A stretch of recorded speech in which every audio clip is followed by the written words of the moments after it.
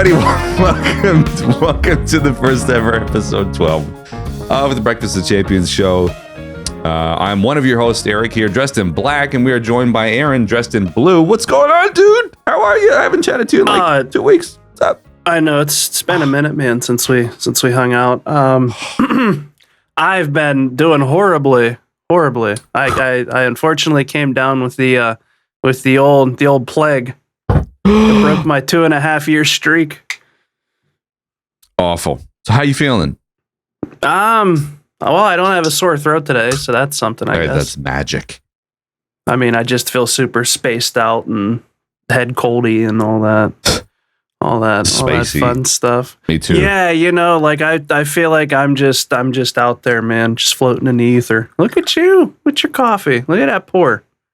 I don't really like this coffee because it's got like a fruity odor to it. Organic black coffee, fresh and juicy. It has like this really weird like orange juice undertones to it. And for a while, did you see there was something on TikTok or Instagram going around? It was like putting orange juice in your coffee, and I tried it and I was just like, oh, it was like, the only way you can react to that is making like the most sour face you can possibly make.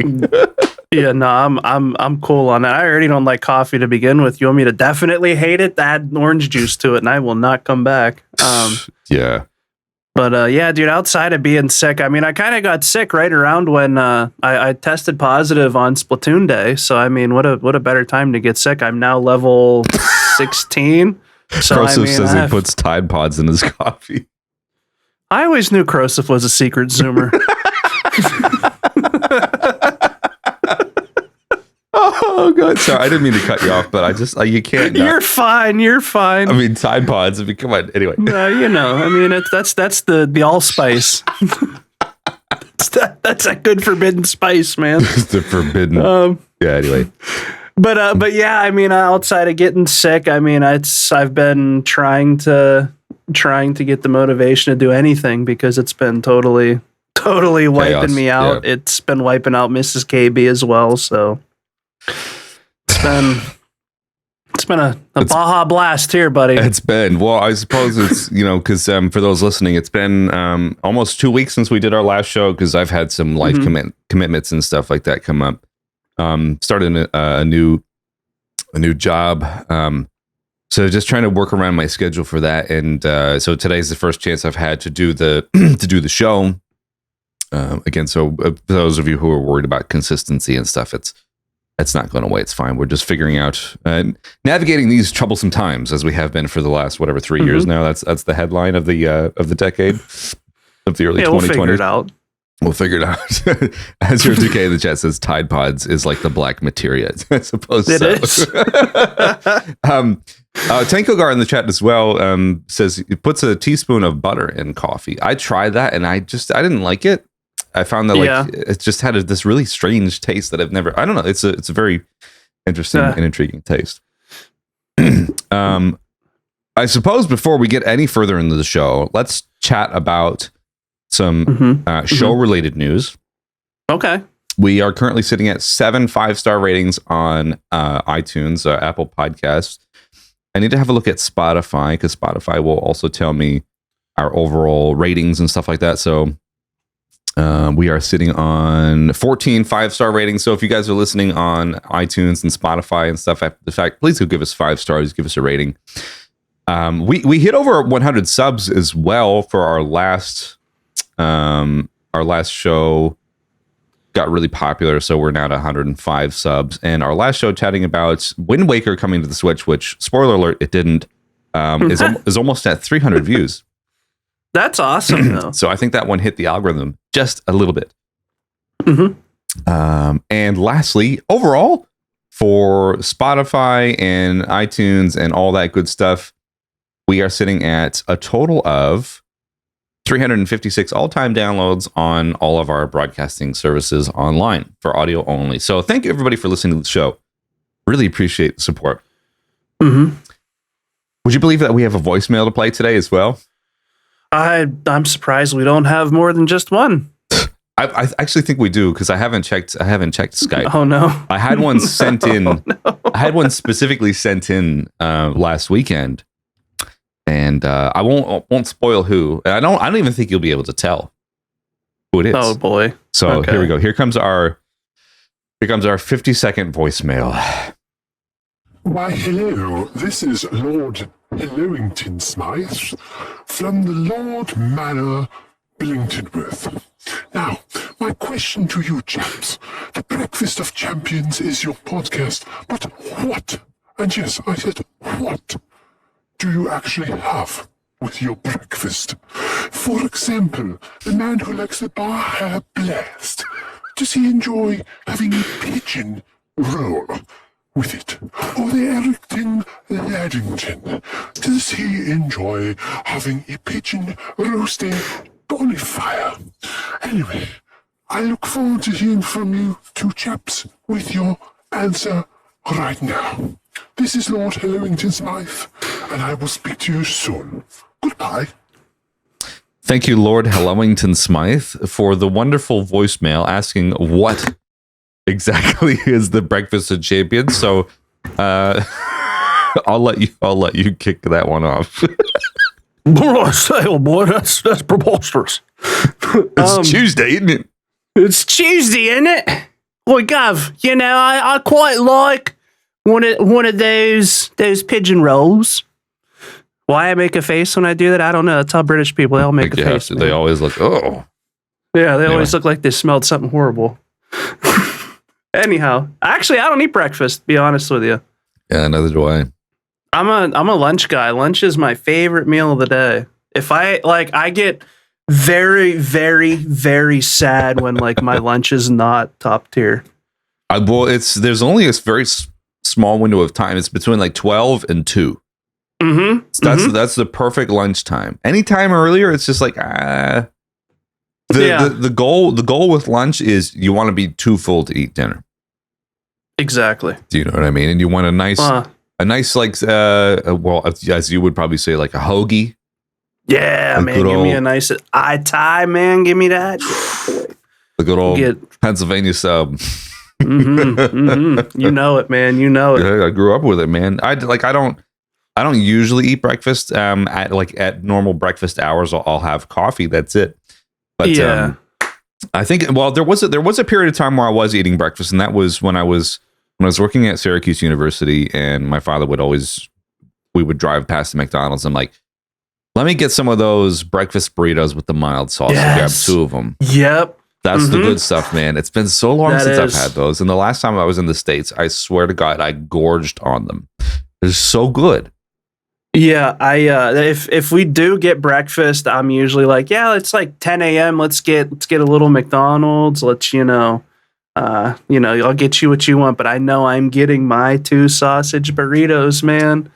I mean, if we go out, the rare occasion we do go out for breakfast, which is highly celebrated here because Mrs. KB loves breakfast and I hate breakfast. So whenever she gets it, man, it's a whole to do.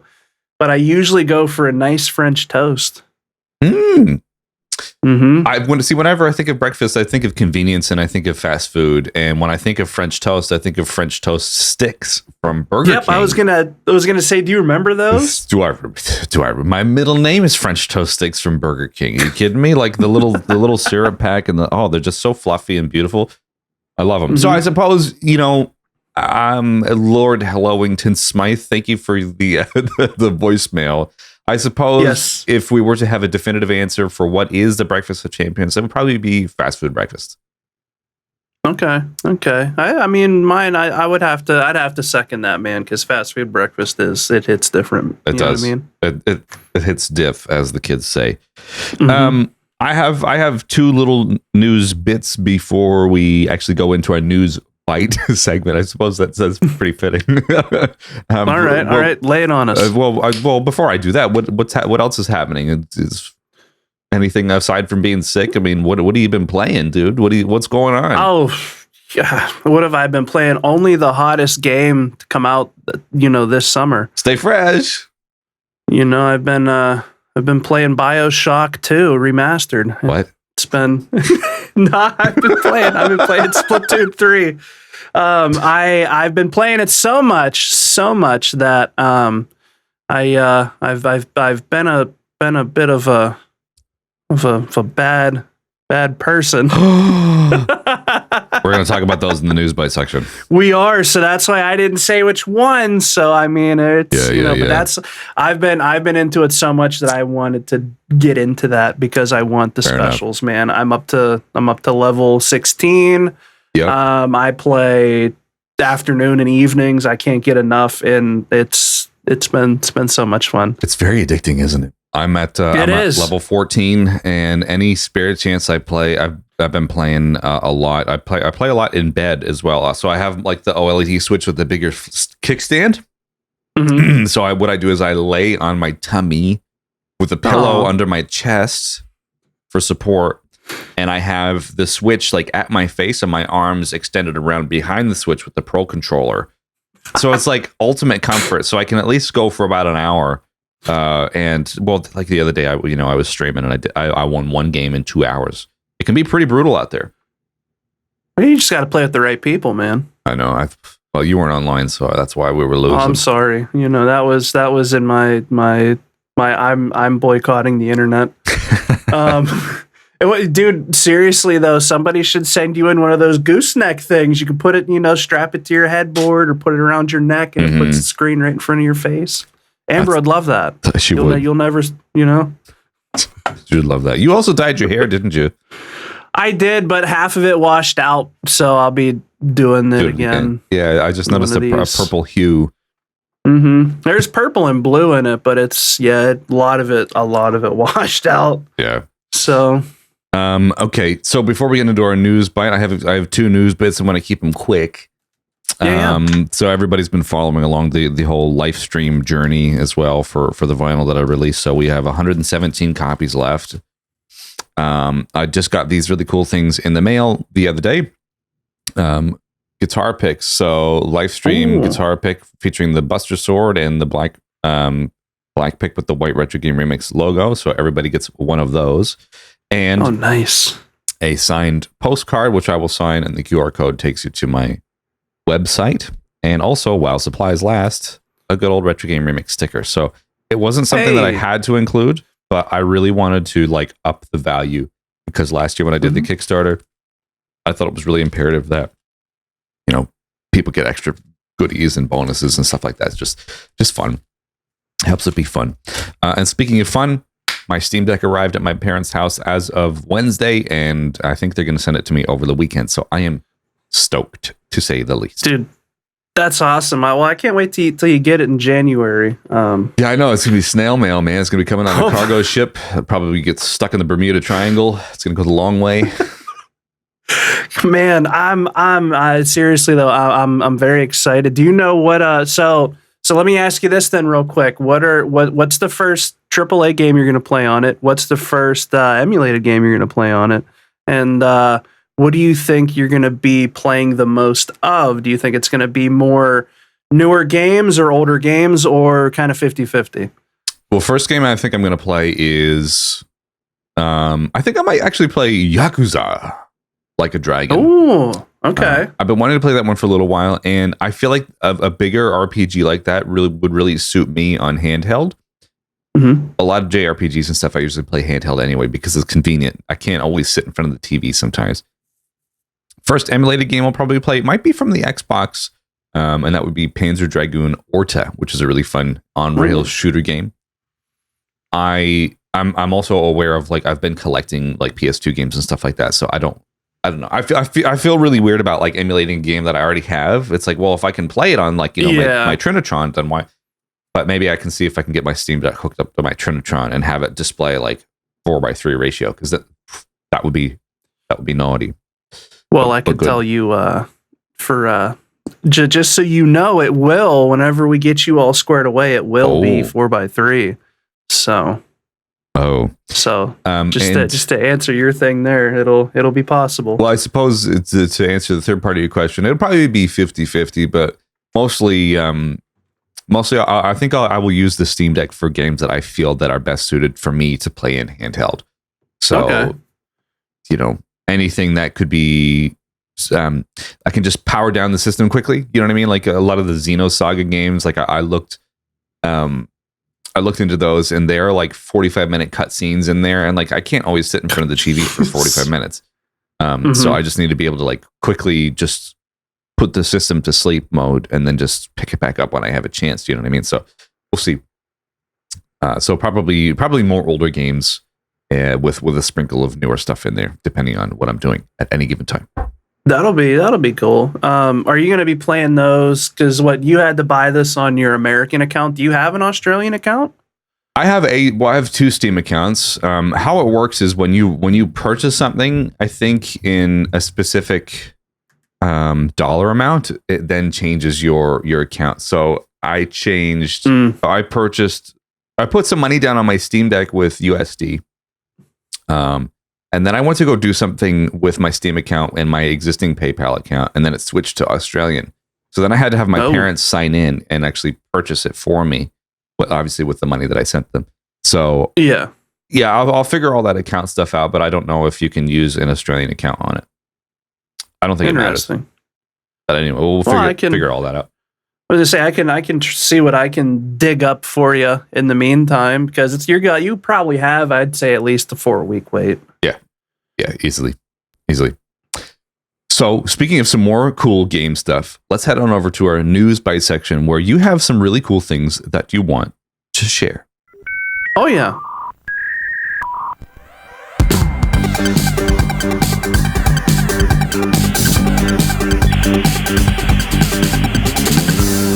All right, so for the Newsbyte, there's been a couple of things. One, obviously, the biggest being the Nintendo Direct, but there's also this is something I've been seeing a little bit on the old social medias. Sony's getting sued again, and this is something we'll talk about now. With Splatoon 3 being like the biggest Nintendo game right now, a lot of people are either making cards. They're making their own Amiibo cards, or they're buying the pre-made stickers or pre-made cards. And it's really wild to see Amazon is letting people, like, I could make these and sell them. I could, if I really wanted to put stuff on it, I can sell them on Amazon, and it's no harm, no foul. Oh, you can buy little stickers that already have the pictures of what the Amiibo is, and you can buy those. That's Nintendo seems to not, either they don't care or they don't know about it yet. But it kind of gets into one of those, how with the way Amiibos are, and like I want to say the scarcity, because it's real hard to get some of the older ones without spending $100 some. Yeah, I know. I used to collect Amiibos, and I remember, I think when it came to Splatoon, I feel like when was that? Splatoon came out, so 2015, so 7 years ago.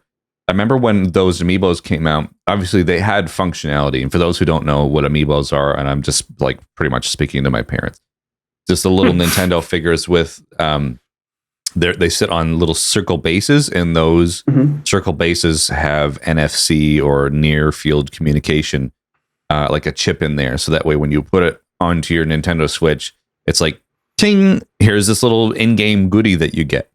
So I remember people didn't want to take their Amiibos out of the boxes, so they were like trying to get a knife in the box to cut it open just enough so you can scan it. Because originally, I think you could scan the Amiibos in the box, but then they put like a sticker under the base, so like you would have to take it out. Yeah. So yeah, because I think with Smash Brothers specifically, because this is where this originated from, you would scan your Amiibo into the game, and that Amiibo would level up. So that Amiibo had like stats tied to it.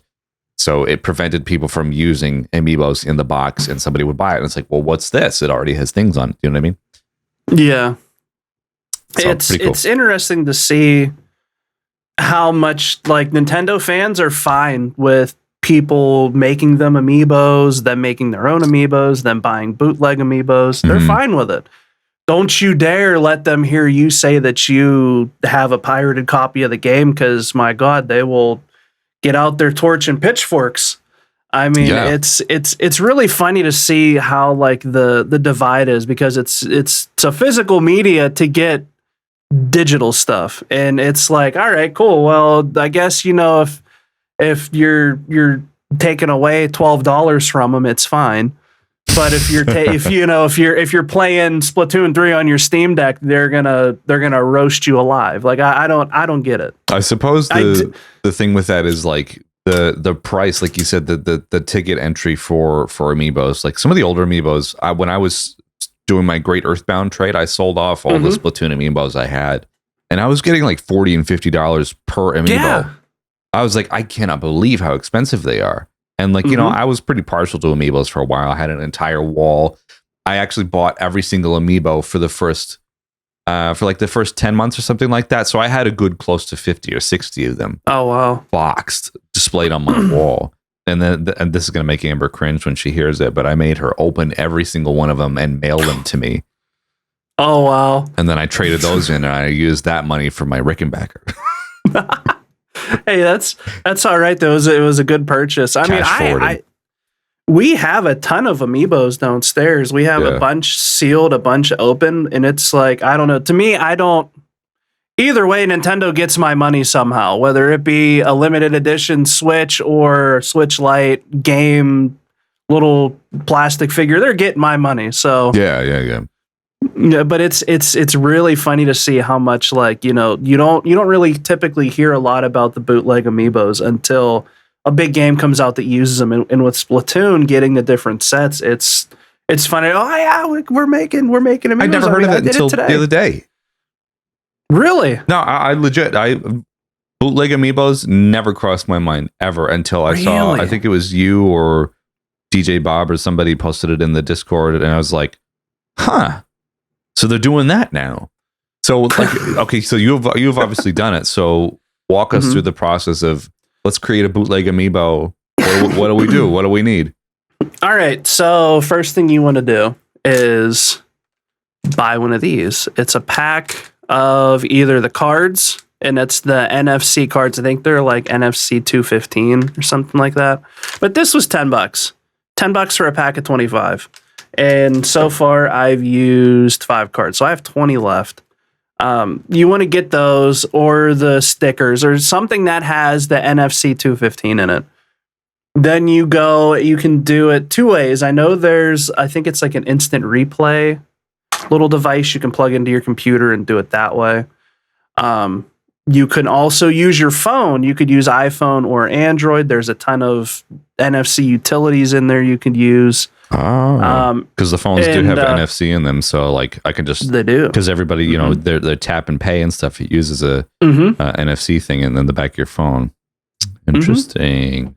And then you just, obviously we can't tell you where to find things, but you just go on Google and look for whatever Amiibo you want to make and get the codes that way. Fire them into your app, hit right, and you're done. I mean, I made these 5 that I have here in our pre-show. Yes. So like I just sat there, tapped them to the for Apple, it's on your screen, and I just wrote on here, this is, what is it, Marina? Yeah, Marina. And that's obviously it's hard to read with my green screen, but I put on there what it is and what set I get from it. So now I have them. I did the same thing for Legend of Zelda Breath of the Wild. I made all the Amiibo that give you all the good weapons and stuff. Did you do that like back in the day or just like recently? That was 2017 I made it. Yeah.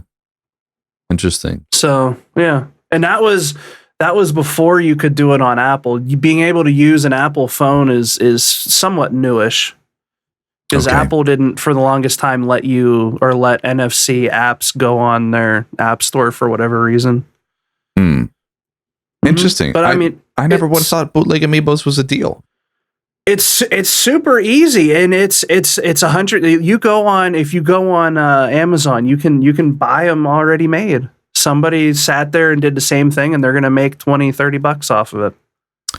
That's crazy. That's I tell you what, Mhm. either like you said, Nintendo just doesn't want to know about it, or they don't care. It's like that's like the Wild West out there Yeah. selling bootleg NFC things. And I tell you what, to quickly piggyback off of that, because I'm in the video game vinyl community. There's some bootlegs that have been getting around or making the rounds that are insanely beautiful. And I'm gonna quickly show one here. See if I can show it off. Super Mario RPG. Yeah. Let's see. Okay. So check this out. There's I saw this the other day and I was like flabbergasted as to how beautiful this was. There's a Super Mario RPG vinyl box set, and this is called as a bootleg. So check this out. It's not cropped properly, but just to show you. Oh wow. So it's like how many vinyls is it? It's like a I think it's like a is it like a vinyl for each star? Yeah, a vinyl for each star, pretty much. They're just beautiful. I want to see if I can properly get a photo here. I'm sorry. I'm not really well prepared to do this. But I want to show this because the bootleg community is just absolutely going off at the moment. And there was a Wind Waker one as well. Oh, Super Mario RPG box set vinyl. I just want to bring in a photo because I just think it looks stunning. It's crazy to hear vinyl because, like, man, back in our day, making copies of CDs and stuff that was child's play. Yeah, I know. But now people are like doing proper like yeah, like a vinyl. How the hell do you bootleg a vinyl? Well, it's not necessarily like by bootleg it means it's not licensed. Well, so somebody must have done a Kickstarter or something like that and got the rights to get it printed like just secretly at a printing press or something like that. I can't find a photo online. Like I'm telling you, if you look up Super Mario RPG box set vinyl, there's one photo on Google Images. This is like a really hush thing, and it's like I found that in the video game vinyl community, you have to be like in this secret society group on Facebook. Oh my God. In order to even be considered to get these bootleg things. Because I saw there was like a Wind Waker one that went out the other day, and like everybody wants it, but nobody knows how to get it and where to get it. So anyway. That's my piggyback thing. I don't have the photos and stuff. If you guys want to know more, just Google it. It's out there, but only just like a snippet of information. So there you go. Interesting. Yeah, that's honestly all I have for bootleg Amiibos because it's outside of Animal Crossing. Mm-hmm. That's the other time that they really resurfaced. Interesting. And the fact that it's Splatoon 3. Hey, here's 10 Amiibos that are going to give you different sets. It's like, oh, okay, cool. This could be something, worth mentioning because a lot of people might not know it like yourself. Yeah, that's exactly right. So we're going to flick on over to our topic of the week now, and we're going to chat about everything that's happened in the last week. Oh my goodness, there's a lot of stuff, so I want to try and keep it brief and I don't want to hit everything, but we can just hit the highlights here. So let's flick on over to our topic, and we are going to chat about, well, stay tuned after the topic, we'll tell you.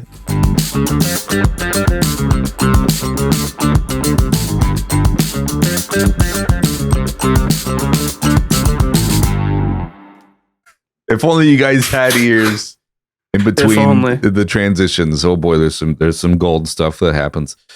Anyway, so Mr. KB, Mr. Aaron, what happened over the last week, man? It's been, like I said at the top of the show, it's been like 2 weeks since we chatted, probably. Man. But what's happened in the last couple of days?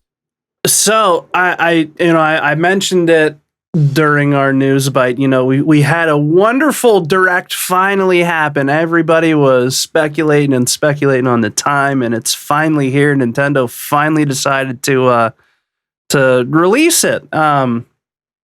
But with 45 minutes of pure video game bliss, I'm gonna hit you guys with something a little quicker though. Eric, I'd like to do if you want to pause our little video. Of course. because I want to get the brief Sony stuff out of the way. Okay, let's get the Sony stuff out of the way. Yeah, it's so brief, man. So Sony's getting sued again. This time they're getting sued. They're getting sued by a UK organization for predatory and anti-competitive pricing for digital versions of games. Yes. Because if you remember, Eric and all you listeners out there, we used to be able to buy digital codes for games, and you could choose whether it's going to be from PlayStation or Xbox or even Nintendo if you were lucky enough. Mm-hmm. Sony then squashed that and said, yeah, no, you're going to buy it from our store. You're going to only be able to buy store credit, and that's it. And a UK group says that is very predatory and anti-competitive pricing because these games go on sale everywhere but the Sony store. Sony does their own sale. Interesting. It's very interesting to see. So not only are they getting sued for the power issues, now they're getting sued by a UK group for predatory and anti-competitive pricing. I never once considered that to be predatory or anti-consumer. I just figured, oh, okay, well, that's just their proprietary thing. You know, you buy a game from the Sony store. Like everybody has that now. You've got your Steam store, you have your Epic store or whatever. But do you agree with the UK people or the UK outlet that's suing Sony? Or are you just like, yeah, Sony, get him, go take him down? I mean, you know, being a Nintendo fanboy, I kind of feel like Sony should be taken down. No, seriously Mr. though. Minecraft. Yeah, Mr. Minecraft here says Sony needs to go down with the corporations. Honestly, to me, it's like, all right, I haven't bought a game off of Sony's storefront in a good couple months. I think the last one was Tiny Tina. Yeah. But I mean, I can kind of agree a little bit. It'd be nice to buy a code for the game. And I only say this now from owning a Steam Deck. Steam has their own sales, but there's Green Man Gaming, there's Game Billet, there's Humble Bundle, there's all these other outlets you can buy the games dirt cheap. And it's like, why can't we do that on console? True. And I think that might be where a lot of this is coming from. All these people are like, well, why can't I do it on Sony's thing? I know you can do it for Xbox because I think it's Green Man Gaming. You can go buy, or either them or Game Billet. You can buy Xbox digital games cheaper there and just plug in your store code. Yeah. Interesting. I never once considered it. And, I feel like a lot of times I'm just in my own world and I don't notice these things until Sony's getting sued again for this. I'm like, okay, well, all right, cool, sure. I mean, I don't know, whatever's best for the consumer at the end of the day. But I do remember, like, if you wanted a digital code, it's like, you could go to GameStop and pay your whatever, and they can give you a code or something like that. Or you can go to Amazon.com and get a digital download code for X game or whatever. So interesting. I suppose if it's better for the consumer, then I'm for it, whatever. It's the other thing that drives me nuts about all this stuff, and I want to keep it brief because there's so much to talk about. I know. The fact that if I go to Sony PlayStation Store here digitally, the games are just so high priced. Yep. Meaning it's cheaper for me to drive to the shops and get a physical one or get it used than like Gran Turismo 7, I think was like $129.99. I looked at that. I'm like, there's no way in hell that I'm paying $130 for a game, and I could just go get it used or something like that, or whatever, like cheaper at retail. Hey, it's $5 billion, and that's in US dollars, not those good old royal bucks. If that goes through, that could be pretty big for Sony. I mean, if that's already going to hurt them, and it's I feel like every time we get on here, I'm ragging on Sony, but they're really dropping the ball. And I'm gonna leave you with this little thought here. Do all of you included, Eric, do you think it's a right of Sony to pay other developers to keep games off of Game Pass? Because that's been talked about too. Interesting.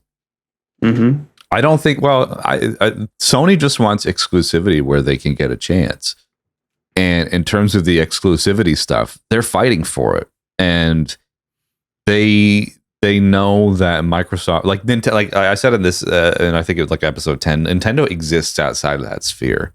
just do their own thing. But there is a war happening between Microsoft and Sony in terms of developers and exclusivity windows and all that stuff. And Microsoft has really had the one up on all that. And Sony's trying to play catch up, but man, they're struggling. They're struggling. They are. Hence why, the other day I was still looking at our TikTok comments. It's PS5 has no games. PS5 has none of this, none of that, because they can't get anything happening at the moment like that. They can't. Like AAA stuff that Microsoft has. This is a great segue into, Nintendo had their 45 minutes of fame. Later in the afternoon, Sony said, hey, here's like 10 to 15 minutes of some games coming out. And it was all samurai games, which looked wonderful. Yes. I'm on board for those. Then I think it's November like 7th, I think the new God of War comes out. Yeah, let's find that. And the controller looks beautiful as well. Oh, yeah. You know what I mean? Like, the controller, too. Looks great. Mm-hmm. I would almost buy that, but good luck getting it. That's about as hard to get as a PS5. Exactly. But I'm stoked for that. But I feel like today's stream title and show title is disappointing directs and subpar showcases, and I feel like there was really nothing to take away from this week. And it's all just my opinion and Aaron's opinion. But I just feel like there wasn't a whole, like there was just a lot of flash, not a lot of substance. I don't know. You could be wrong here, but God of War, I think, was the good takeaway from the Sony showcase. But people have been expecting that, so it's not like it was anything new. Exactly. And I feel like all it was flash in the pan, man. That's it. It's like, hey, here's our new showcase. Yeah, they're doing one. We are too. And here's our games. And it's like, but you also have to figure a lot of these games on Sony's front and Nintendo's. This is also happening during, I believe, the Tokyo Game Show. Yes, that's right. So of course you're going to see a lot of these more Japanese catered games. Yes. Mm-hmm. And that's up my alley. I love all that stuff. Absolutely. So. I'm all about it too, but and we'll get to it here shortly. Yes, you'll see the list of stuff. My God. So Sony's stuff, it was really cool. So my only takeaway was God of War. Yeah, that's a day one buy for me because I love the other one. Yeah. And that Samurai one, that looks really cool. With the Ronin? Yeah, that I like the idea of that because I like Sekiro. Like that was really cool. That was way too hard. And I obviously loved Ghost of Tsushima, which is yes, PS5 exclusive, etc. Well, it'll soon be on Steam, so don't worry. You can liberate it. Yes, exactly. So the Nintendo Direct the other day, man, there's a lot to chat about, but they hit strong with Fire Emblem as well. I like Fire Emblem. That's cool. Are you a Fire Emblem dude at all?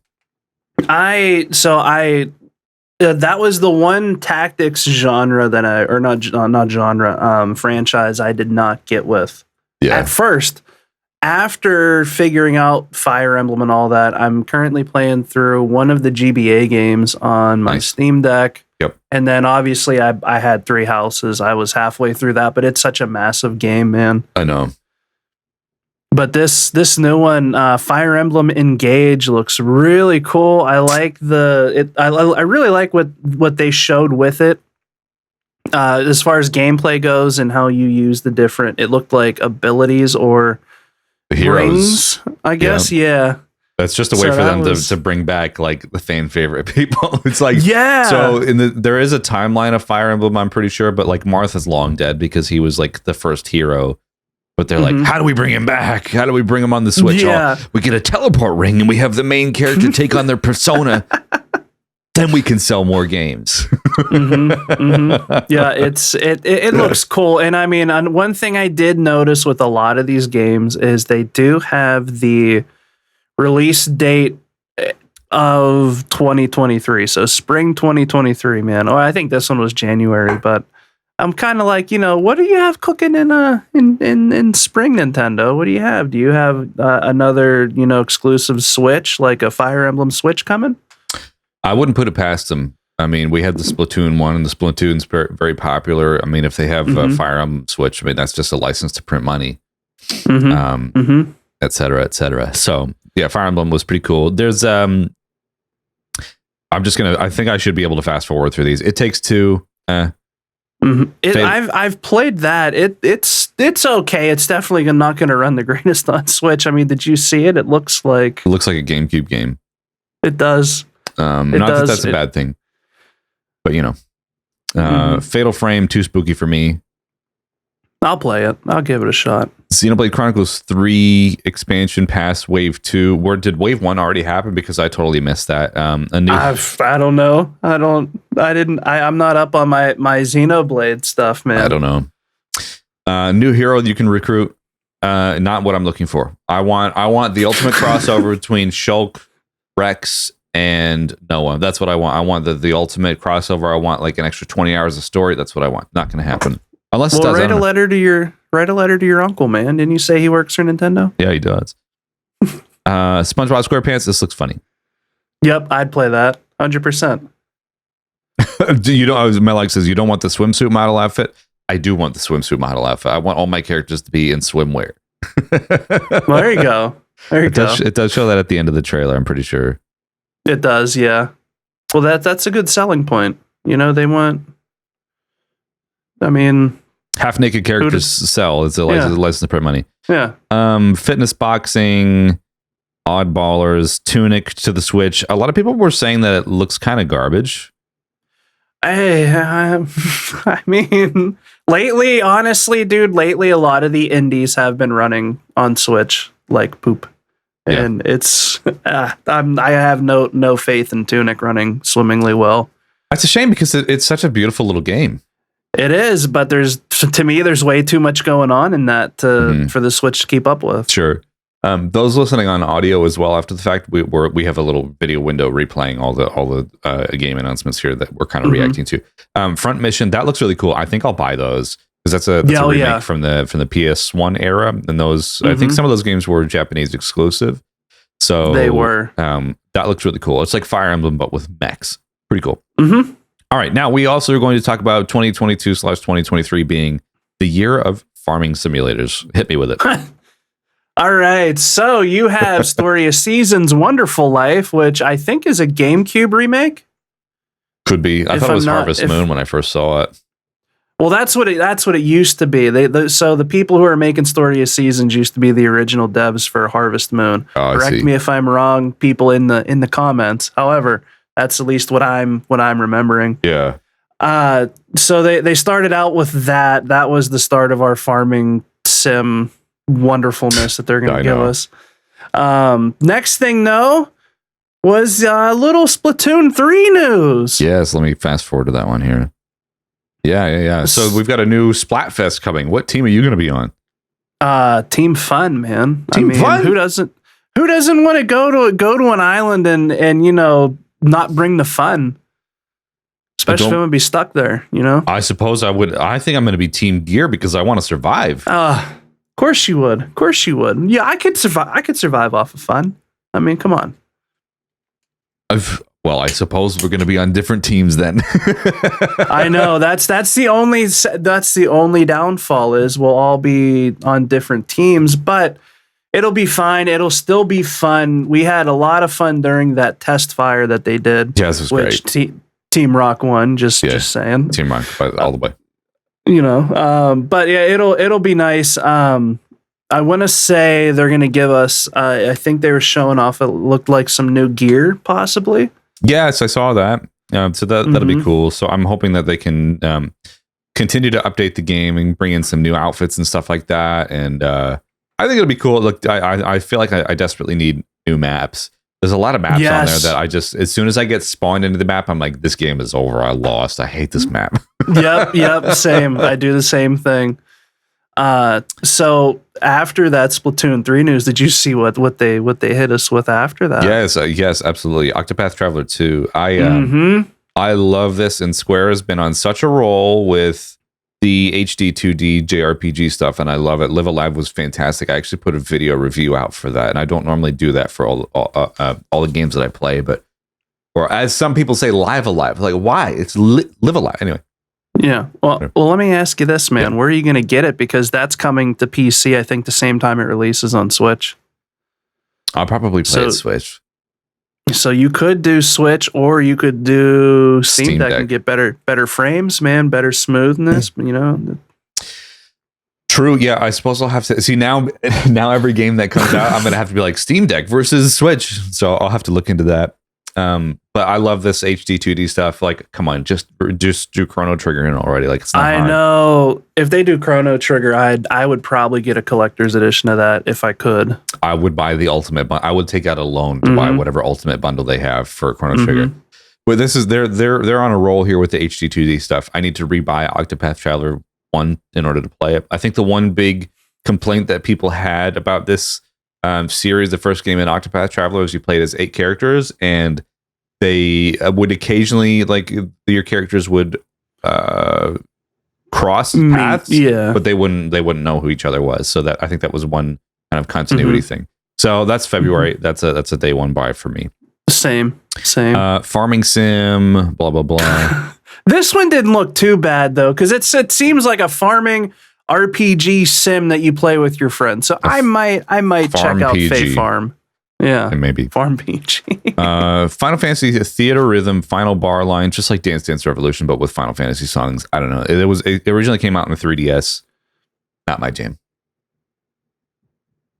Yeah, I don't. Think ironic considering like I love Final Fantasy music, but I don't. You don't want to spend $100 for that? No. Next is Mario Rabbids Sparks of Hope. That's coming out really soon. That is. Looking to run at a rock solid 20 frames. I'll still play it. Yeah, I still play it. I love the first one. The first one was really great. Was really great. It's like just a tactic style Mario game. So yeah, I actually, I really loved the first one. So see how we go. So that's a day one buy for me. Rune Factory 3 special. More farming? I don't know. More farming. Yeah, I'm like, this looks okay. And I'm like, all right, it's a farming game. Next. Nintendo Switch Online expansion pack stuff. Why don't you tell me about this one? All right, so this one was pretty cool. They announced like a rapid fire on this. They said you're getting Pilot Wings, you're getting Mario Party 1, Mario Party 2, Mario Party 3, Pokemon Stadium 2, 1080 snowboarding, Excite Bike 64, and then just when you thought that they couldn't, bring any more hotness to the N64, you got it. GoldenEye 64 coming to Switch. Well, get this. GoldenEye 64 is releasing on Switch and I think it's all 4K remastered on Xbox. Yeah. However, the only one where you're going to be able to play online with your friends is the Switch version. It doesn't mean anything though, and I'll tell you why.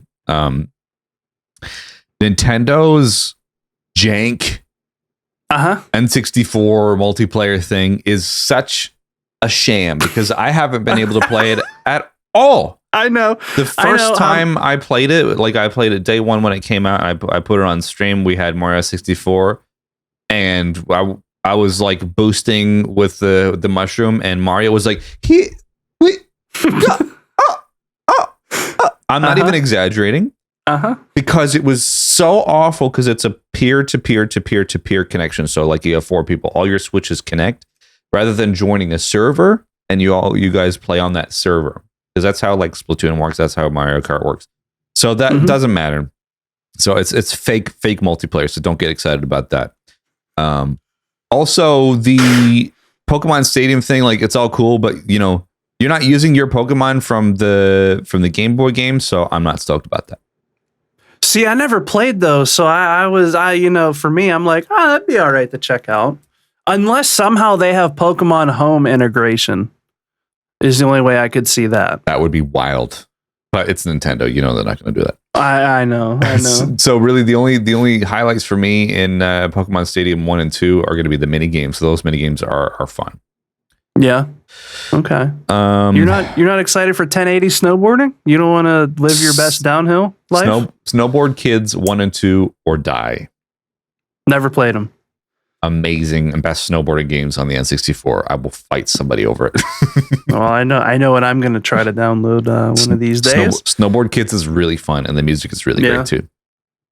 Oh yeah. Various Day Life. I don't know. I don't care. So this one was interesting when they were talking about it because it's called Various Day Life, which legit it's a life simulator. You play jobs and you progress the game by playing different jobs to get hired for more jobs. I'm like, okay, so you want me to work and then do more work when I'm not working. That seems very enjoyable, Nintendo. Putting the FU back in fun. That's it, man. That's it. LB? Don't know. Oh, it's IB. IB? So okay. So there's IB and then Factorio, which Factorio's been on PC for a while. That one looked okay. IB looked like that. Yeah. And there's another game that you also grabbed on launch that was the Mario Strikers. Didn't you find that kind of disappointing? That was a huge disappointment because it doesn't have true 4 versus 4, man. Like, and then they want to drip feed Pauline, Diddy Kong, Gear, and one more stadium. Just one more. Nothing nice to say. Yeah, it's anyhow. At Atelier Ryza 3 Alchemist of the End and the Secret Key. That's too long. I don't care. I'm sorry. I've never even played the first one. And which one are we on now? I'm sure it's just like another waifu RPG. I don't know. I don't know what to tell you. Mario Kart 8 Deluxe Booster Pass coming this holiday. So they showed 2 courses from Wave 3. So Peach Gardens, which was really great from the DS, and then there's another one which is Christmas themed. Yeah, Merry Mountain was the other one. Yeah, that one looks pretty cool. They look cool, but it's just this holiday. Okay, well that could be anywhere. My guess between November and December. True. That's just but still cool. At least they're giving us an update because the last one it was just like, here's expansion pass 1 in like March 28th or whatever. And then July comes. Yeah. Here's 2. Go play it. You know what I mean? Like that's what I'm saying. Like I'm trying to simulate the awkward silence between the two. I know. We also had golf coming to Nintendo Switch Sports. Which is another, it should have been out from the start, but they want to drip feed content. Exhilarating. Ah, man. Well, I mean, this gives you, I think, all 20 some courses from Wii Sports, so you can relive your best golfing life with your friends, because I bet the online for that is just stellar. I'm sorry, but the ship has sailed for me on this game. I sold it. I played it once on stream. Played it. I had fun. But the limited online system and the limited game, like, how come Wii Sports can launch with like the greatest sports simulator of all time, and then 16 years later Nintendo comes out with Switch Sports and they're like, golf might be out at the end of the year. How do they drop the ball on that? Wow, a lot of reasons, I'm sure. Investors, maybe. Who knows? There was also Miyamoto came on screen to talk about a series of Pikmin games as well. So Pikmin Bloom, it's just another excuse for me to go outside and look, I ain't having it. I don't want to go outside, man. I just got the plague. The last thing I want to do is go back out into the world. Do you want to go walk? Or you want to go feed some Pikmin? Nah, I can barely feed myself. It's dangerous out there. It is. So I saw that and I was just like, come on, dude. It's just like outside is overrated, put that way. Pikmin 4 also coming out to the Switch as well. They just showed a couple of still images and like some like a little camera sweep there. I never got into Pikmin. I remember renting it back in the day from Blockbuster, and I was just like, I had no clue what I was doing. It was the one thing that I thought was interesting that they pointed out to everybody was this is now from the point of view of the Pikmin. So I'm like, oh, okay. Cool. So before it was overhead, now they've moved the camera down slightly. So now, you're seeing it like that. And I suppose that's probably that's might be one of the reasons why I didn't get into Pikmin, because it's like a top-down kind of thing. Yeah, So, I tried the remake of 3. It was okay. I don't know. I just never got into it. But Mrs. Nerdwire, the new best friend of the show, is excited for it. Mm-hmm. Mm-hmm. So you know what? Pikmin is just a game that's never connected with me. I just never got into it. Same. It's yeah. Let's see. Aside from Pikmin 3, I think that Miyamoto did say something about the Mario movie, but it was really brief. Yeah, he just talked about how him and Chris Pratt, they go out to lunch together and all that. They're besties now. To me, Chris Pratt. Okay, Just Dance 2023, not my thing. I was excited for that. I like to get my groove on. Really? Just Dance. I do, man. I just dance my rear off. Laugh if you will. I love it. You would not. It's been like catch me doing that. It's legit been like a tradition of mine and Mrs. KB's to buy the new Just Dance every like Black Friday. Babe, the new Just Dance is out. Oh my god, get the keys. Let's go. We're all about it, man. We'll randomly get a bug to play it like 2-3 times a year. Nerdwire in the chat says this is a Hideo and Norman Reedus style thing between Miyamoto and Chris Pratt. It is. It really is. That's so specifically what, and it's so funny. Well, you know, Nerdwire's in the know. If we ever get any tips of anything, it's because he's, true. He knows. Harvestella Farm. Another care. farm game. Bayonetta 3. Some people might disagree with me here, but I don't care about Bayonetta 3. I'm sorry. I just. So you were really disappointed like 40 minutes into this direct, weren't you? I was literally. I woke up. What was it? I don't know what day it happened. It was a Wednesday, and I was watching 45 minutes of okay next. Oh, okay God. next. Where's my Wind Waker? Where's Metroid 4 Prime? Where's all these games that were leaked? You know what I mean? It was one more thing's coming. It's got to be coming. Steve Jobs is going to rise from the grave and say one more thing. That's what I was waiting for. Old Stevie. And I suppose it's my fault because I don't know. I overhype these things, so whatever. Bayonetta 3, it's a Bayonetta series. It's great. I'm glad people are excited about it. That's not my thing. I'll tell you what I am excited for. Rain Code, which is our next game here. It's by the people who made Danganronpa. Oh, this one did look interesting. It had a bit of a detective flair. Yeah, so it seemed like in this one you go and you go to a crime scene, you find all the information you need to, and then that waifu there takes you to the Forbidden Realm, and sounds like a Friday night. And she helps you choose who the actual killer is.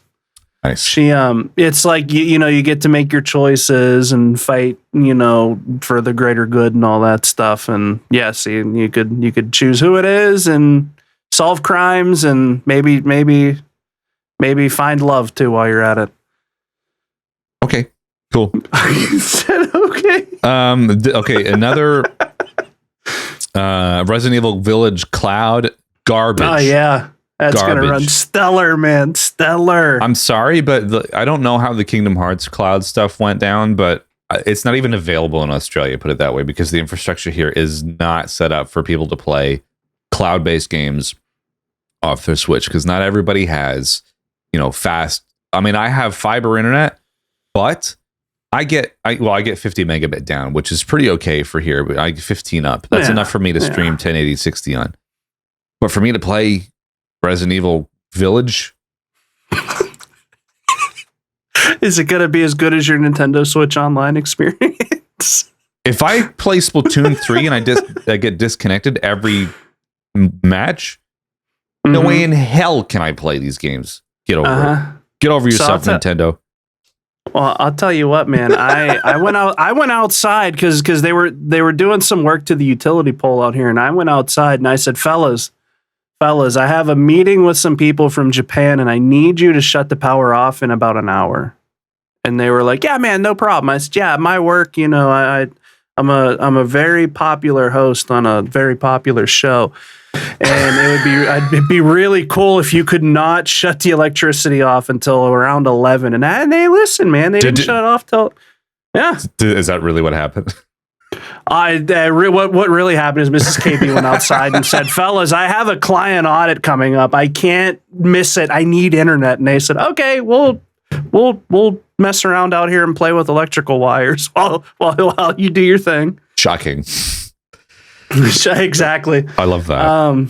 You know what else was shocking was the seafood trailer that Nintendo hit us with. Man, that game does not look like that on every other platform. Oh wow, that's bad. Like the Switch, I feel is at the end of its rope here with games. They need a refresh of the system because I'll tell you what, man, subpar 30 frame games are not the future, man. You know, if I wanted to play PS2, man, I can play that on my Steam Deck quite handily. If I wanted to play Dreamcast games, I'd call 66JD and ask him what's good. 66MD. Yeah, well, man, I don't know. Anyway, enough about the boring stuff. Crisis Core coming to This is the good stuff here. So this is a rebuilt version of Crisis Core from the PSP. I loved Crisis Core on the PSP. So it's obviously it was a PSP game. So the fact that we even get it, one, and the fact that it looks like this, two, is amazing. So I'm stoked, but I will be playing it on Switch.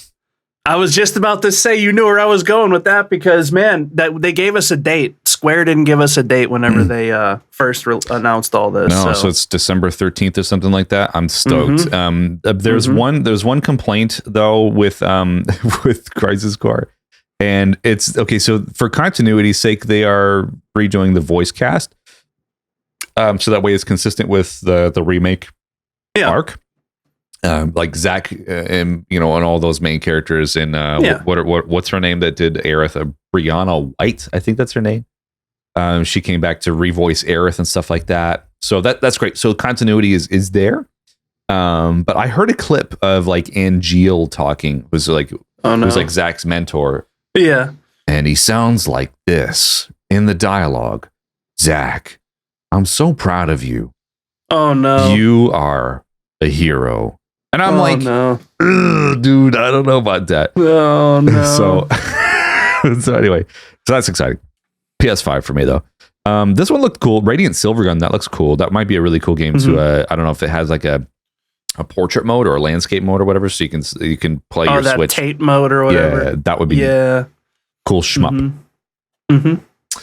Let's see what else we got. Endless Dungeon.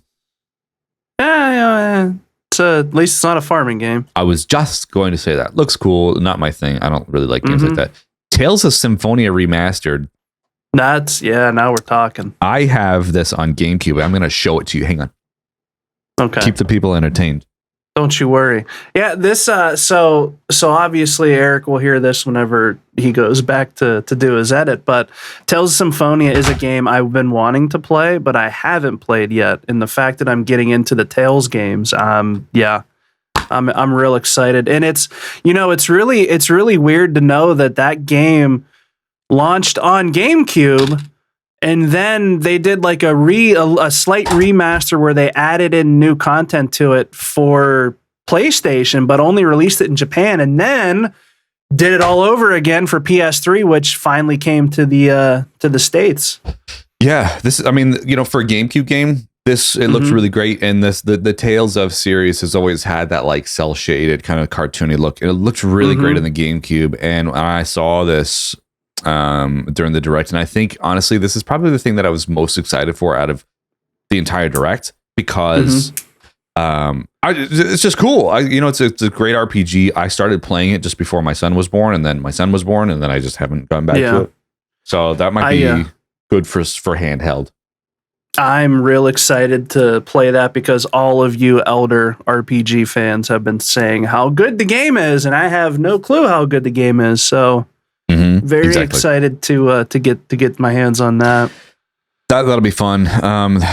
Life is Strange Arcadia Bay collection. There was a lot that they were just like flashing through.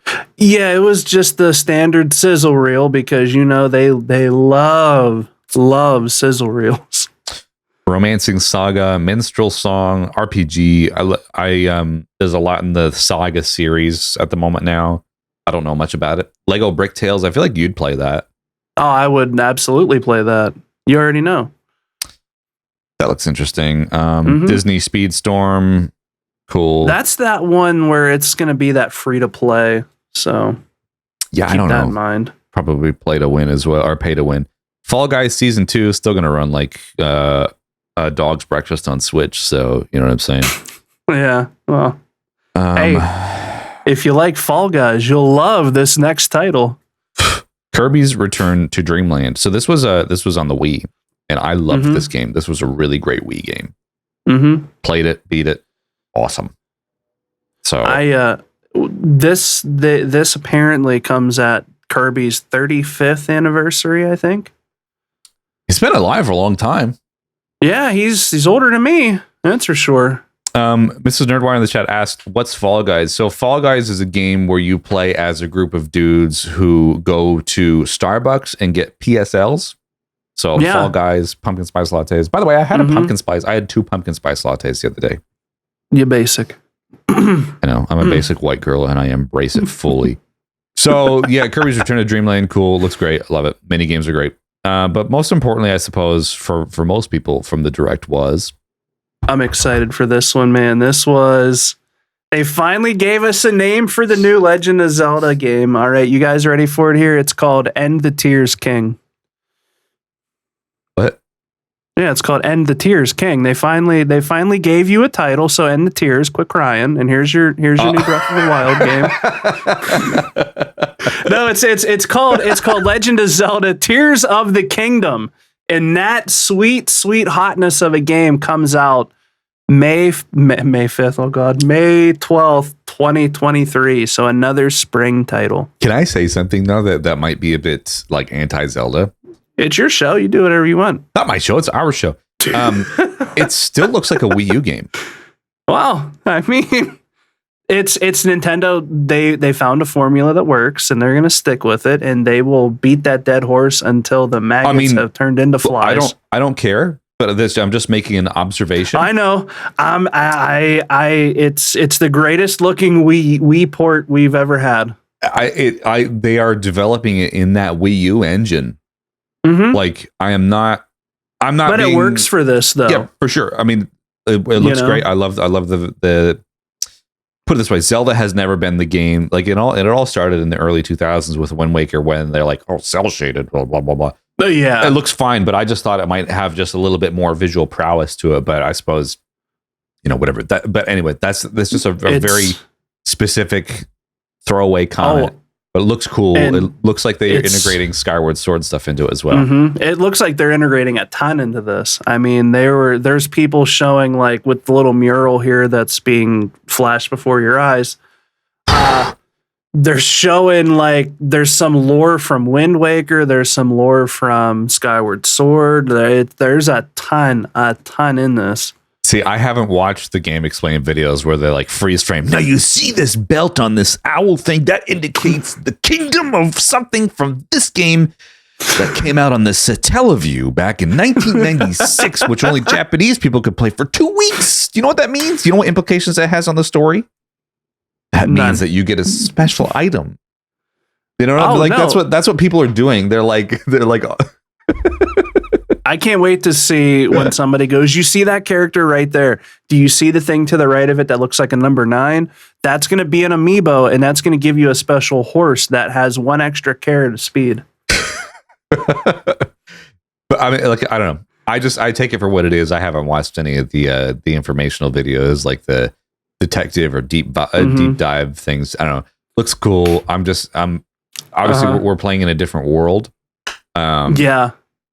Different abilities, different world. I mean, it looks like you can call up McDonald's and tell them you want the land, air, and sea burger, because that's what I'm seeing here. I'm seeing I can go on land. I can go in the air. I can maybe go in the ocean. Who knows? Maybe I can finally live my best Wind Waker dreams in this game. Give me that fillet of fish with the Big Mac and the chicken burger as well. That's what we want. That's what man. Tears of land, air, and sea of the kingdom. And the Tears King. And the Tears King. Oh, it's funny. That's cool. So finally we have a release date for that. Mm-hmm. It's not far away at all. So I think how many more months? It's not 8 months or something like that. I don't know. It's not, and there's already the rumor mill starting with, we're getting a new Switch to launch alongside it. I mean, if you really, really want to look into it seriously, yeah, I mean, does that game look like it runs on a Switch Pro? No. It'll run great on my Steam Deck, I'm sure. I'm sure it probably will too. They could announce something in January, say that new system's coming in March. It's possible, but man, if you follow the guy who said this direct was coming, then you can absolutely live your best life and buy into it, because I'll tell you what, if I tell you it's raining every day, eventually it's going to rain and I'm going to go, I'm the Messiah. You are the Nostradamus of rain. You know what I mean? If you say something enough times and it happens, are you really accurate?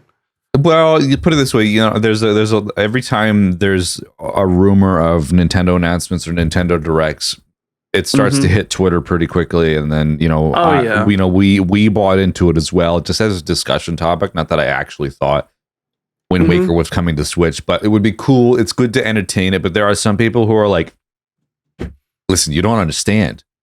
They are porting it, and it is coming out this week, the 12th. It's coming out the 12th. You don't understand. Like, there are people that actually buy into that. That's fine. I love to entertain that, but at the end of the day, like, you have to be realistic. You have to be realistic. I mean, I'm very bummed out that we didn't hear any news of the Advanced Wars reboot. I'm dying for that to come back. There was one person that got to play it. Do you know the story about that? I heard it, and I kind of wish that they had a hacked Switch so they could have ripped it off of their Switch, and we all could have been playing it early. Yeah, there was one person who got to play Advanced Wars, the remakes, but they went online, and they posted a photo like, hey, I preloaded it, and it was available all of a sudden, and they're posting photos about it on Twitter, and then all of a sudden, Nintendo was like, we're gonna have to cut you off there, because but I've been dying to play that, man. That's same. If I could play it, you know me, I'd find a way. Where there's a game, there's a way. Well, the same thing happens in one of the original games as well. There was something that happened in the early 2000s. I can't remember, but it's just disappointing. I get why they did it, but I mean, come on, it's been how long now? Put it this way, there's always going to be some sort of something happening in the real world, and somebody's always going to get triggered by something. May as well just let me play my game. I don't know. That's it. Do you know what I mean? Make the world a better place. Let me play Advanced Wars. Let me play my tank sim tactics game. Anyway, that was the news this week. I mean, it was full of mediocre directs and showcases. Well, there was one more thing. What was the one more thing? I do have the one more thing, and I actually have. What is it? I have not seen the video of it, but I'm going to load it up now. So this got announced, I think, yesterday, and it is Suikoden 1 and 2 remasters. So this is a series that's been highly recommended to me over the last little while. Specifically Suikoden 2, which is a game that I was prepared to spend a couple $100 on, because it's like one of those legendary JRPGs that everybody loves. And then all of a sudden they're like, oh, hey, by the way, we're going to be putting it out there as HD 2D. Well, not quite square as like HD 2D, but like remade, remastered. So very exciting. I don't know a lot about these games, but I think with Suikoden 1 and 2, it's one of those games where you can recruit a lot of people to your party. And it does have like a pretty good and emotional story. So it looks pretty good. Yeah, from what I can see. A lot of people were like floored with this announcement, because I'm a part of a couple JRPG groups on Facebook, and they're like, "Oh my god, Suikoden is coming back! They're doing." So, and then everybody's like, "Quickly, I'm going to sell my copy now while it's still worth something." Strike while the iron's hot. That's the game collector's way. Yeah, absolutely. So I'm pretty keen for this. I don't know when it comes out. That'll be cool though. I do like seeing all these remakes, because for somebody like me who hasn't really been into JRPGs until the later years. I'm like, yeah, I get to play all the stuff you guys won't shut up about. Well, I mean, look, this is a big W from Konami bringing these back. So I'm very excited for this, and this gives me a great chance to get into the series. Do they have a release window for this? Coming 2023. So yeah, 2023. So 2022 and 2023 are really like, I feel like a new golden era for JRPGs between remakes, remasters, and brand new games as well. Yes. I mean, super stoked. You know, Live Alive came out this year, and we have all the other HD 2D ones and all that stuff. So I'm eating good.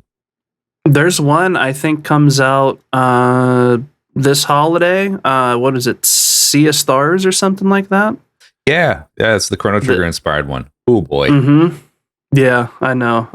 There's, like you said, there's a lot, man. RPG fans are eating good this year. Same with Tactics fans, man. We're eating real good. Yeah, absolutely. So Sea of Stars, on Steam it says 2023 now. Oh, of course. Still, but it's like that mix of 2022 and 3. There's great window plenty. of time. Yeah, there's plenty. I'm very stoked. I think that's awesome. It's a great time to be playing games, for sure. So aside from that, I think that pretty much rounds out all the announcements and stuff for the week. My gosh, so much stuff. I know there was a ton of stuff. I'm just looking at time, how much time I have left. I don't know if I have enough time to roll over to a Chat with the Champs segment. That's fine. But I suppose I can just ask the question to chat and you guys can rapid fire. What do you think was missing from the Direct? And we'll start with you, Aaron. What do you think was missing from the Direct? Any other genre that wasn't a farming sim. That was anything else, man. Give me an action game, give me a platforming game, give me something. I feel like we could have saw maybe some news on Metroid Prime 4. That would have been cool. I was surprised they did Breath of the Wild 2 news. I didn't think that was a thing at all. So that was a big surprise. It's just, I don't know. There's enough rumors out there where you could go, well, what about this alleged Donkey Kong Country game? What about oh boy. What about the Metroid stuff? Like there's enough out there you could ask Nintendo, like, hey, what's going on here? And I feel like it's gonna be the next Direct is gonna be another like flash in the pan. Here you go. That's it. So check this out. Let me ask Siri. How many days has it been since June 13th, 2017? 1,922 days ago. That's the first time we heard about Metroid Prime 4.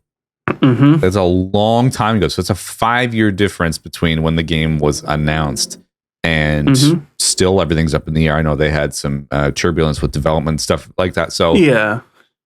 And obviously they're just waiting now until they're ready to share something. But this is the thing that a lot of developers do is they're like, okay, here's this game. I know they did this with Death Stranding. They're like, here's this game.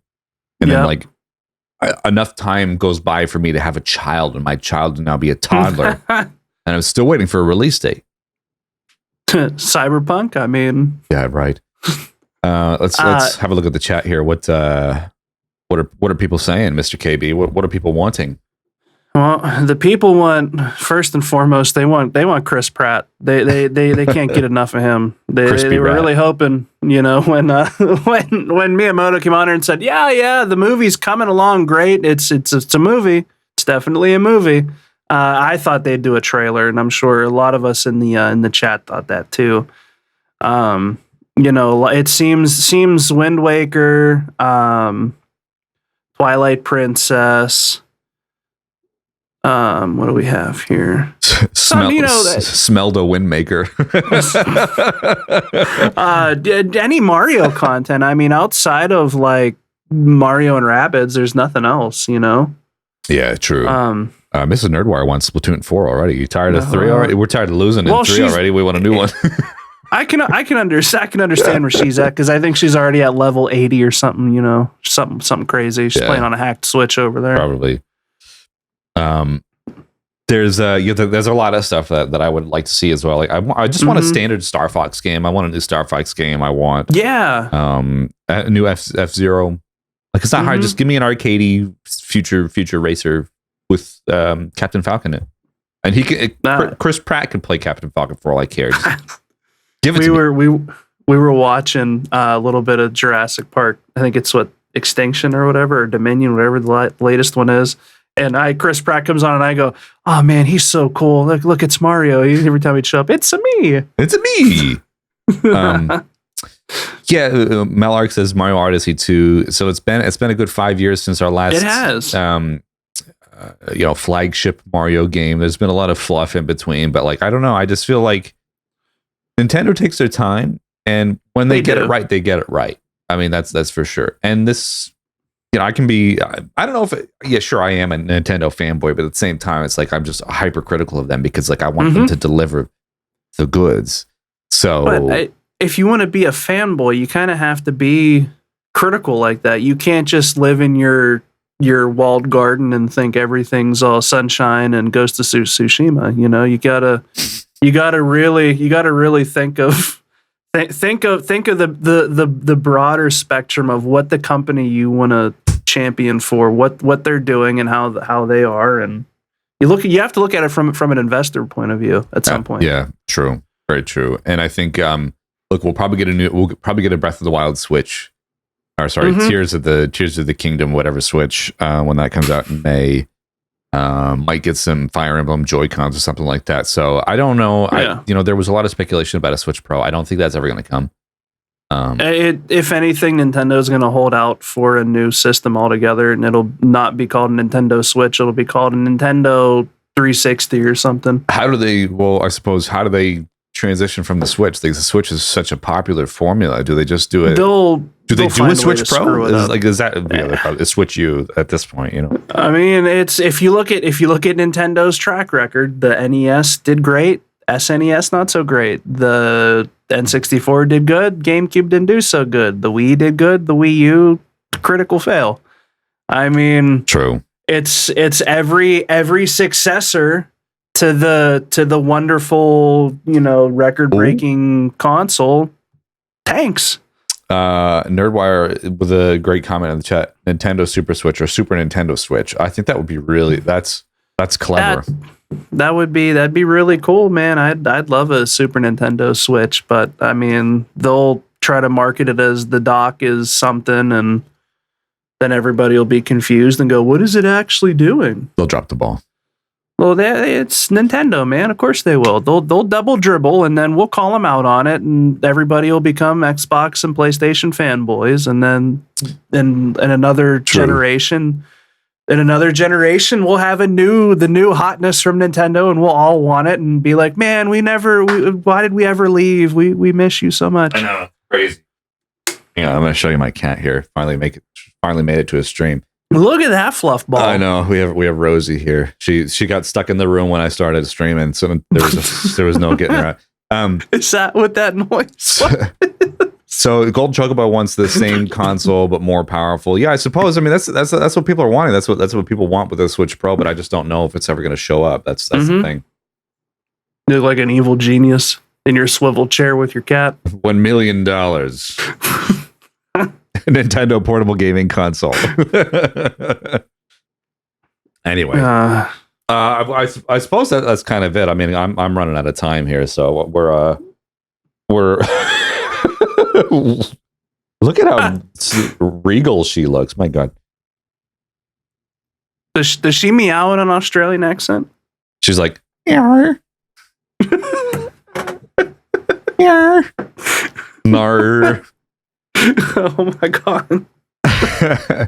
How dare you assume that's how she sounds? I know how she sounds because as soon as the bedroom door opens every morning, she runs in and she's like right next to my face to make sure I'm still okay. She's like, meow. Oh my God. She doesn't like anybody else other than I am her human, whether I like it or not. Well, that's fun. We that's also gotta be fun. Fellow Australian in the chat, Ali90. Yes, I know. We've all I no further comment about the NAR thing, but it's just how it is. I mean, I don't know. Oh goodness. Well, we'll wrap up episode 12 here. Then we'll flick on over to our post show. So those of you who are watching live right now, stick around for our post show because we still got some stuff to chat about. If you're listening after the fact, make sure to give us a review and ratings on Spotify, iTunes, and make sure to go subscribe on YouTube. Remember, we have podcast merch as well. If you want to grab yourself a Breakfast of Champions mug, which I've just remembered, I never bought mine. I need to grab mine. Of course. Any closing words for episode 12 before we flick over to our post show? Anytime somebody says there's a Switch rumor in the games that are there, just don't listen to them. Do it if you do, but take it with a grain of salt. Use your head. It's all real. I'm like with my tinfoil hat. Here it comes. Here's the Switch Pro rumor, man. Wind Waker's coming back. No. Oh no. 20 years later, you bet I'm going to pay $79.99 for that game that came out on the GameCube. I love it, man. I love it. Yeah, that's all I have. All right. Well, we'll leave you there. We'll be right back with the post show. Thank you, everybody, for watching episode 12.